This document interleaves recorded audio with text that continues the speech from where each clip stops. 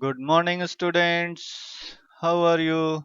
I hope you all are fine and staying home to keep yourself safe from COVID 19. As in the previous module, we discussed about the roadways in the chapter Lifelines of the National Economy. Here in this module, we are going to discuss about the railways. So let us begin, students. Railways are the principal mode of transportation for freight and passengers in India. So freight means good transported in bulk.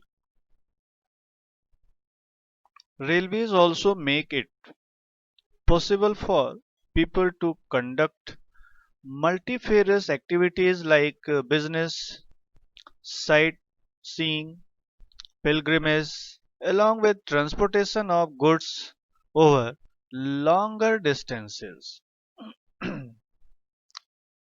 So as you know that railways are good for transporting the large quantity of goods and for the longer distances, as a single engine can carry a large number of people and a large quantity of goods, and the distance is also usually longer in comparison to the roadways. Apart from an important means of transport, the Indian railways have been a great integrating force for more than 150 years. Integrating force means connecting the places through the railway transport. Railways in India bind the economic life of the country as well as accelerate the development of the industry and agriculture. So as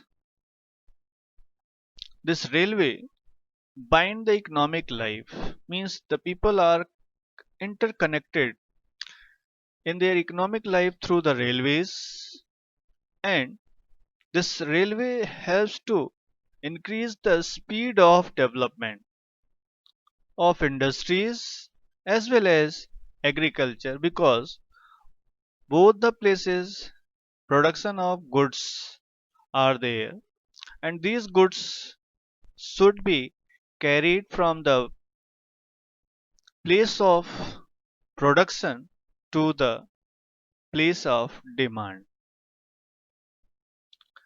The Indian Railway is the largest public sector undertaking in the country.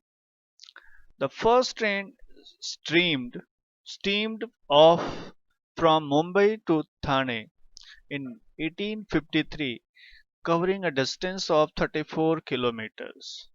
So now you can imagine how good development has been taken place in the field of railways.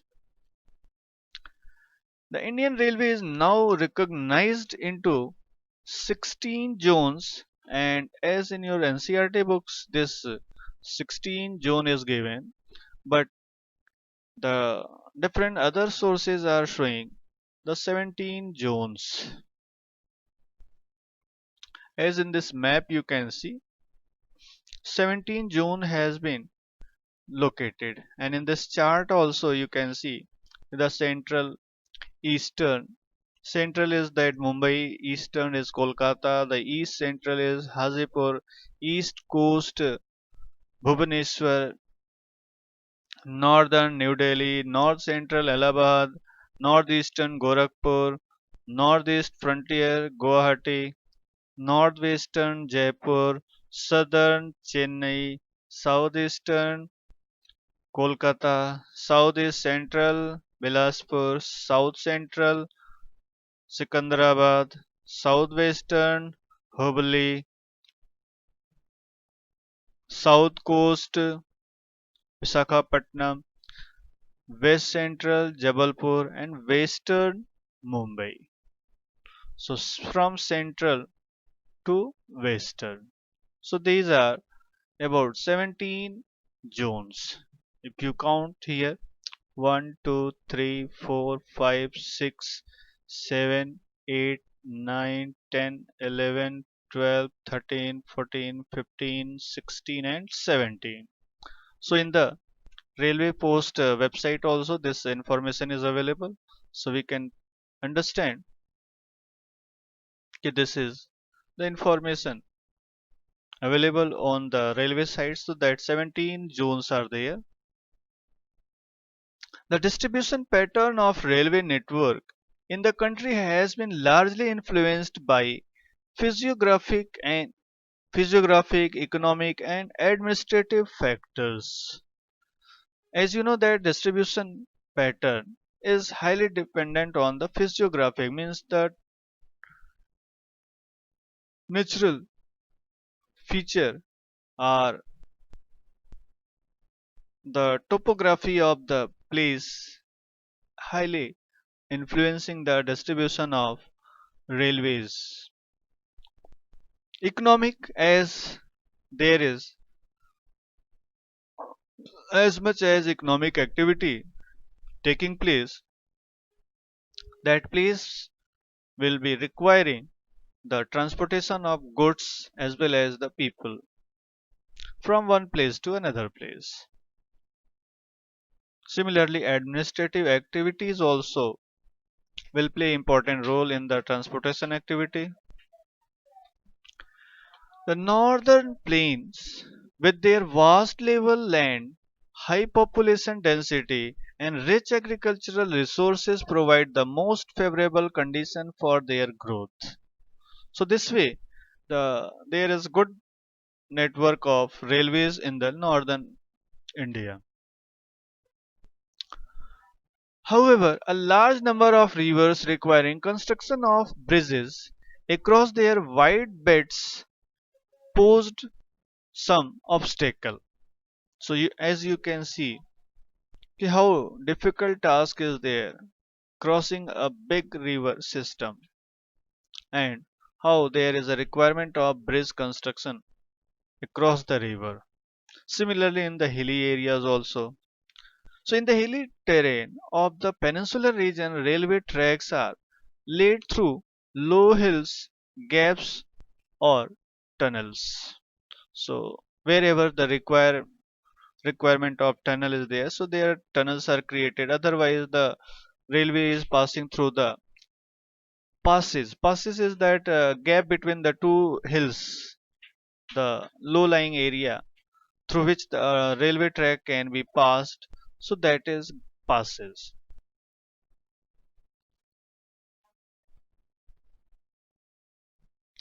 The Himalayan mountain region too are unfavorable for the construction of railway lines due to high relief, sparse population, and lack of economic opportunities.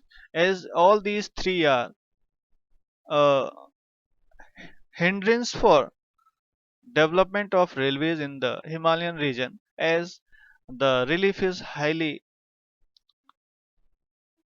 undulating, you can say not uniform,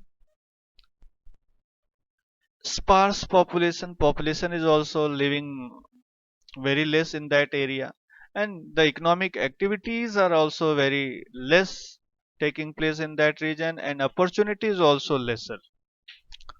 And because of these regions, the Himalayan mountain regions are unfavorable for the construction of railway lines.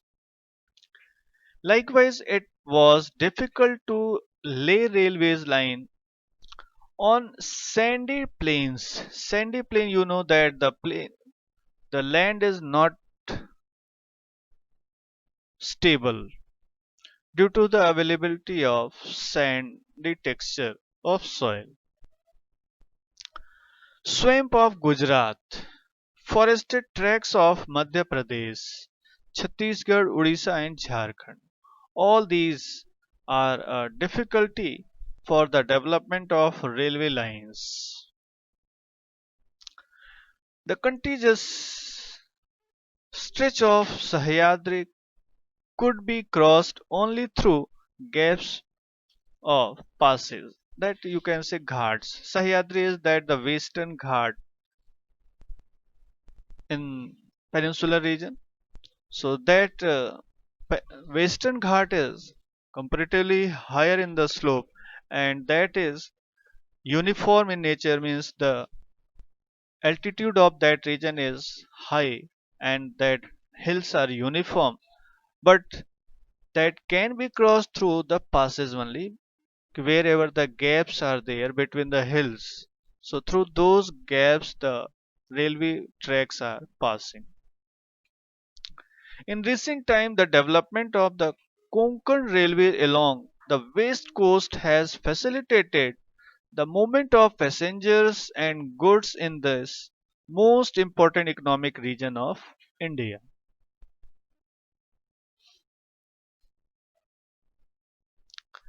It has also faced a number of problems such as sinking of tracks in some stretches and landslides. So some of the places the tracks are sinking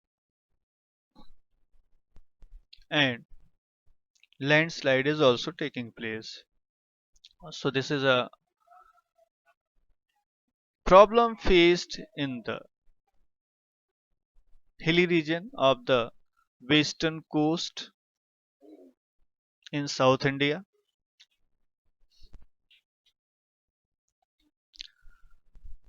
So now here information about the gauge system, that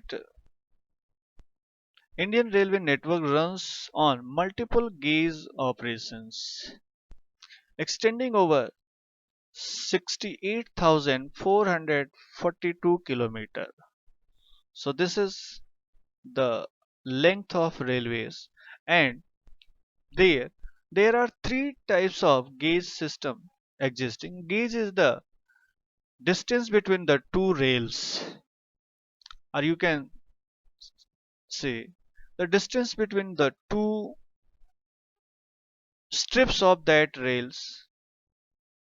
So generally the 1.676 meter, so that is referred as broad gauge. For 1 meter the meter gauge, and 7 means 0.762, 0.610 referred as narrow gauge. So the distance covered in these different gauge system. So you can see here the 63,491 kilometer, and running track is 89,000. Running track means the railway is moving over that.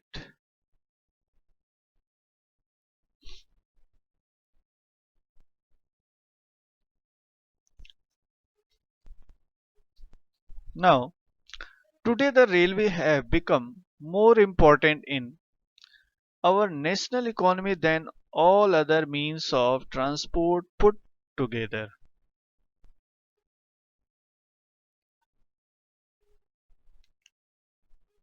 If we see the importance of the different transport system available in the country, so railway comes out the most important means of transportation, as it is the cost friendly, cost efficient for carrying the larger quantity of goods to a longer distance, larger number of peoples to a longer distances.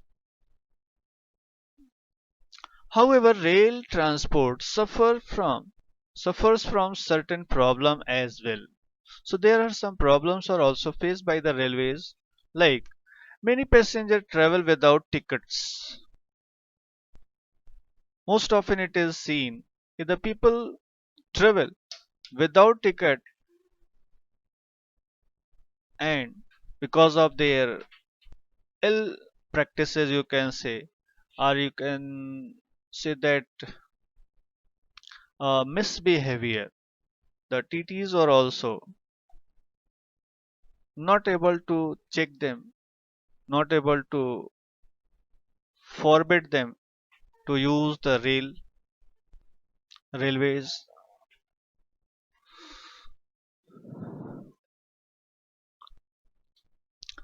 Thefts, damaging of railway property, many time it is seen the people are stealing the different components of the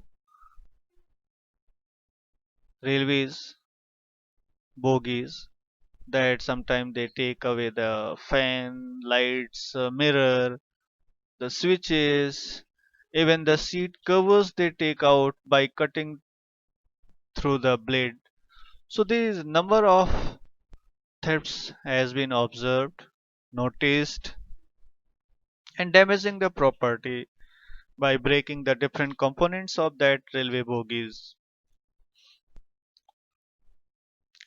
People stop the trains, pull the chain unnecessarily, and this cause heavy damage to the railways because this highly disturb the railway times.